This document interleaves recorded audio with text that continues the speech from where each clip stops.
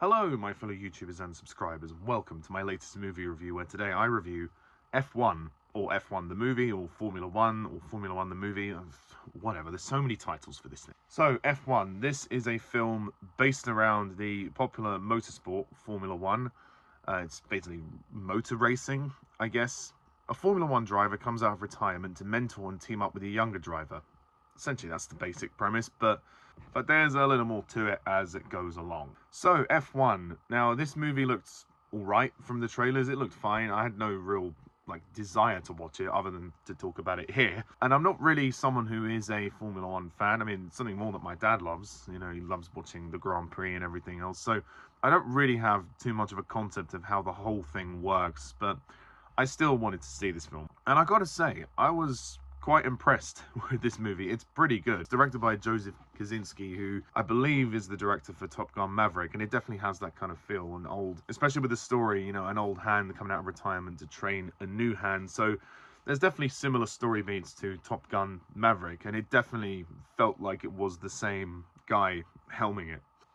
To be honest, the story is thin and it is kind of predictable, and it is what it is. It didn't drag the film down for me because I feel that the experience of watching this film was pretty damn incredible. I'm almost regretting not going to see it in IMAX, to be honest. The racing sequences are filmed so well, almost better than some of the races you see on TV. Obviously, we get a bit more of a closer look from the driver's perspective, and you know, some of the GoPro shots, I guess, like the IMAX camera shots, filming the front of the vehicles and behind the vehicles, and you really do feel close to the action, and it is full throttle. These races are pretty intense. There are some genuinely shocking moments when you watch this film.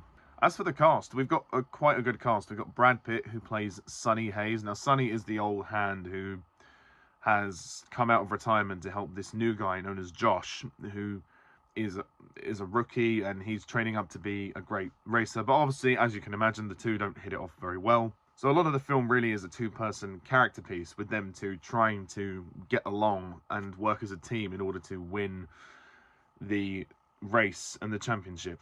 And I've said this multiple times before, but any film that has like a competition,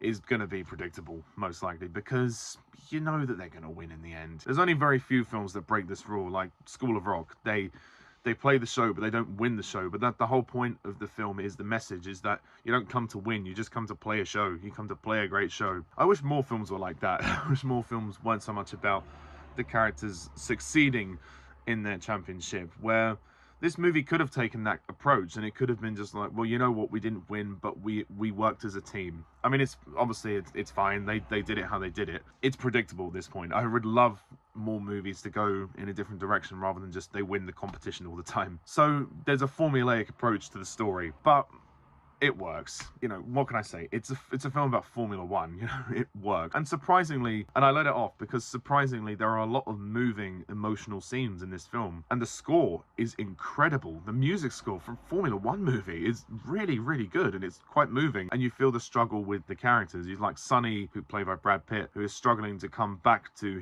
you know, his love, which is the motorsport. And of course, because of an accident that happened, he's got a lot of PTSD and he's trying to get over that. And then Josh himself goes through his own ordeals, and then he has to sort of take a break and then come back as well. And you really feel like the whole thing means a lot to them, and I really feel that they develop those two characters really well. Those two are at the center of it, and their sort of relationship and conflict is what fuels the drama of this film, and that's why it is an entertaining film. Not as well for the racing sequences, but in terms of the scripts, it's very solidly written. Considering how formulaic the story is, the character development is really good. We also have Javier Bardem in the film as Ruben, who is the head of the group known as APEC. He recruits Brad Pitt's character to come back and race again.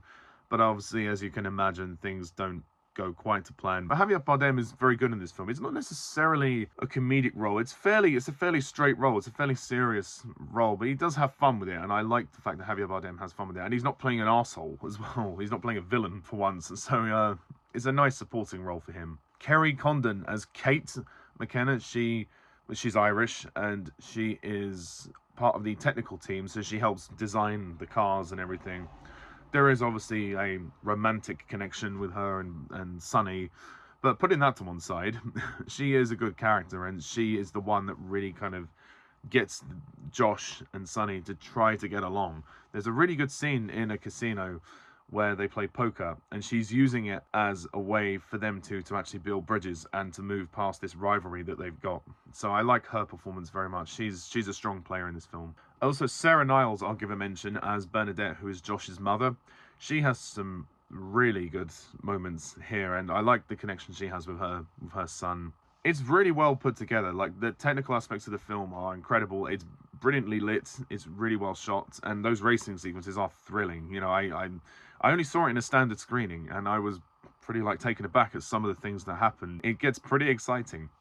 But dagnammit, the only thing that I can really say drags this film down is the fact, well, that it drags. This film's pacing is quite slow in areas, and it is really long. This film is 2.5 hours long. Did it really need to be this long? I don't think so. I don't know why it was this long. It's not like they were trying to make this epic. I just think they had a lot of character development to get through. But I still feel that at times that it was really going on and on and on. And I feel like the ending especially was a bit long. Because once things finally wrap up in that final race, there's still another 10 minutes left to go to do all the character resolutions. Which I get it. The denouement, the emotional wrap up is important. But there's a way to do it tighter. Return of the King earned that 20-minute long ending. It earned that because it was such a long journey. It was a long experience. There was a lot to cover. This didn't really need to have such a long ending, and it did feel like, oh, I'm ready to go home now, guys. Come on. But considering that I'm not a huge fan of Formula One, not that I have anything against it, I just never took the time to invest in it. It's not something that I tune into on a regular basis, so I don't have a lot of knowledge about Formula One. Considering that I don't have a huge amount of knowledge on Formula One and it's not something I follow all the time, I was genuinely impressed by this film. I thought it was a really, really well done film. Some really good drama, exciting race sequences, very well directed. Bit of a formulaic plot, but you can put that to one side and just enjoy it for the experience of well, not only as a film, because it's well written with the character development, but also the exciting aspects of the racing sequences. You could argue that there is a sense of repetition about this film. Maybe that drags it down. For me, it didn't really bother me because I knew what I was going in for. It's Formula One. It's an F1 movie.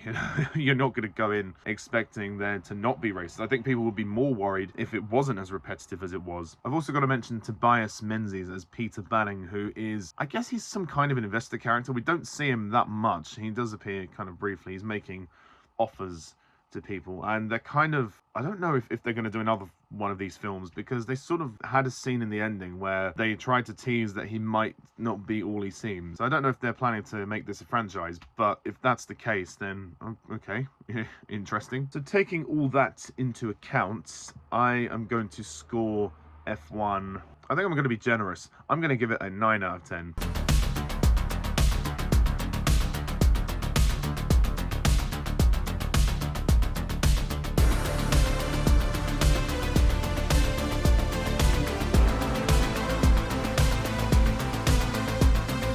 It genuinely surprised me. It really did. I know I've made a few criticisms, but there's a few that I can kind of let go. Like I said, the only thing really that I don't like is that it's too long. It goes on for 2 hours, 35 minutes. Didn't need to be that long. But nevertheless, I really like this film, and I think it's a film I'm going to show my dad at some point. Might even buy it for him.